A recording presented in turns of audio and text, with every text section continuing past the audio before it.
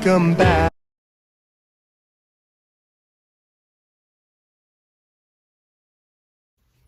Hello, everyone. Welcome back to the Danger Zone. This is Alvaro Cortez Jr., aka Lance Danger.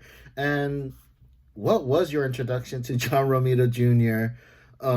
Recently, Marvel announced that John Romita Jr. was coming back to Marvel Comics, and not just to Marvel Comics. He is coming back to the Amazing Spider-Man with writer Zeb Wells, which is actually very cool. I've read some of Zeb Wells' stuff, and I like it well enough. And of course, John Romita Jr., one of like the archetypal Spider-Man artists, one of like the pillars of great Spider-Man artists to ever have runs there.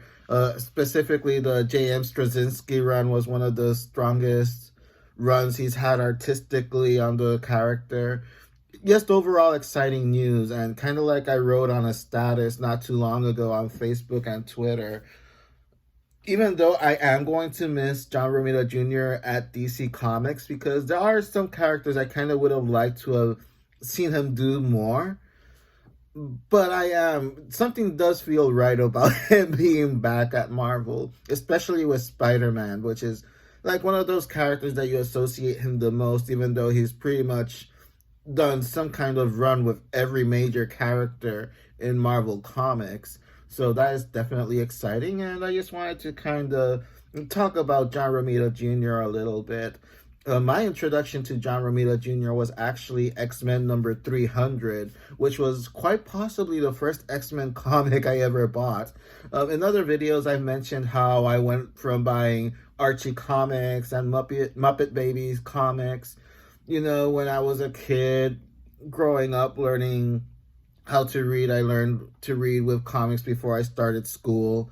And then that eventually graduated into buying comics like Batman after Batman 89 came out. And I was already a preteen by then. So by the time I was a full-blown teenager, I started buying comic books like Batman and the Robin miniseries that was coming out around that time as well. Green Lantern was starting to turn a corner. Also, The Flash by Mark Waid. So pretty much mainly a DC guy. And Marvel, I would like buy the occasional Spider-Man. And I've had heard of X-Men before.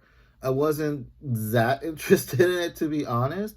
My friends would bring their comics all the time to school. And so, of course, I would see the Jim Lee art and whatnot. But by the time I was kind of getting into the art of like Jim Lee and Mark Silvestri, Rob Liefeld, Will Portacio, by that time they had moved on to Image Comics. Like they had formed Image Comics around 1991, 1992. So by the time I was kind of getting into their art, it was when they were really doing Wildcats and, of course, Todd McFarlane with Spawn and whatnot. So I really got into their artwork after their Marvel work. Pretty much was my introduction to them. So John Romita Jr., issue number 300 of X-Men. I was blown away. Like, of course, it was that cover. That cover was the one that drew me in. It had like kind of that holographic foil cover in the background with a bunch of X's. Of course, X-Men motif. And you would see Bishop and Storm and Wolverine lunging like from the cover. Bishop I have very little knowledge of because, again, like the knowledge I have had of the X-Men back then was kind of like more of the stuff my friends would be telling me of the characters. So I knew that he was kind of like from the future trying to find a traitor within the team and whatnot. But when I saw that cover, that's a very bad example of never judging a book by the cover, because that cover just drew me in. Aside from like the shiny foil holographs and just the characters themselves, they looked so dynamic to me. They almost looked like bordering into anime. Like it looked like a 3D characters in a way. I was just blown away by that artwork. and I had to buy it, and I bought it, and I'm like going to my friends afterwards, like, who's this John Romita Jr. guy? He's pretty awesome.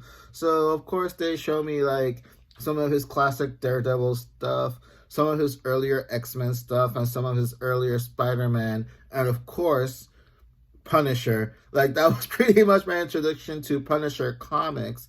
I was aware of the character because of the Dolph Lundgren movie, which I really loved actually as a kid. I actually have the DVD somewhere, and I watch it unironically every now and then whenever I kind of want to get into the mood of watching Daredevil on Netflix and that whole little corner of the universe.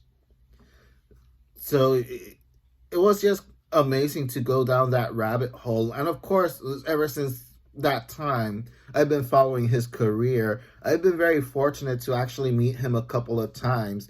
The first time I actually met him was at a random signing he did at New York Comic Con. He was doing like a charity event in the convention, and I actually got X-Men number 300 signed by him, and I just happened to just nervously tell him, like, I'm such a big fan that I actually watched the special features on Kick-Ass and on Spider-Man on DVD. And he lets out this huge laugh. And he's just laughing. He's like, you're the first person to ever say that to me that's not a friend or family. And ever since then, I met him a couple of times in other conventions and activities. One of my favorite things is this art book called The Romita Legacy. This art book collects artwork from himself and his father. And even though it's fading, it is signed down there. That was at an activity he did in Bryant Park in New York. Just kind of put that to the side right now. And just as an aside, like, I'm a huge fan of his father's artwork as well. Oops.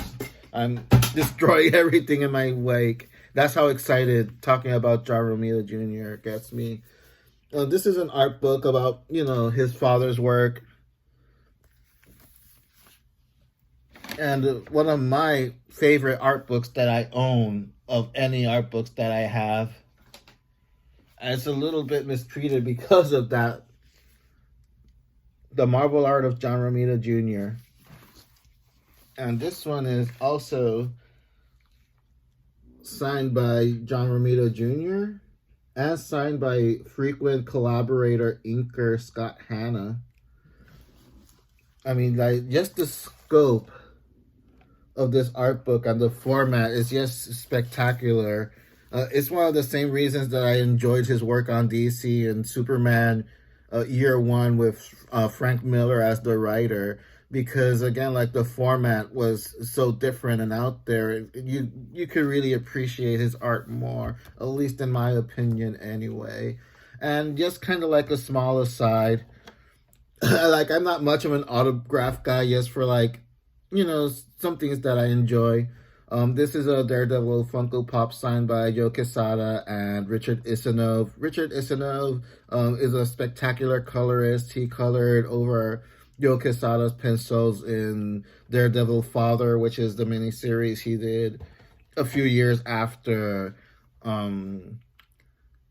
Guardian Devil and Parts of a Whole from Marvel Knights. And this is one of my crown jewels, this Daredevil Funko Pop, which is actually signed by Frank Miller. Like, the signature is up here. It's kind of fading, so the camera isn't going to really get it very well. John Romita Jr. and Klaus Janson. So that's kind of like the dream team of Daredevil right there. So thank you so much for listening. I'm going to halt it right there.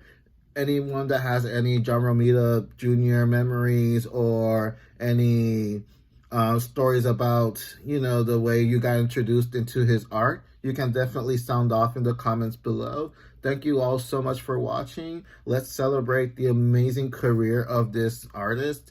And what can I say? I'm looking forward to the Amazing Spider-Man. Catch you all next time.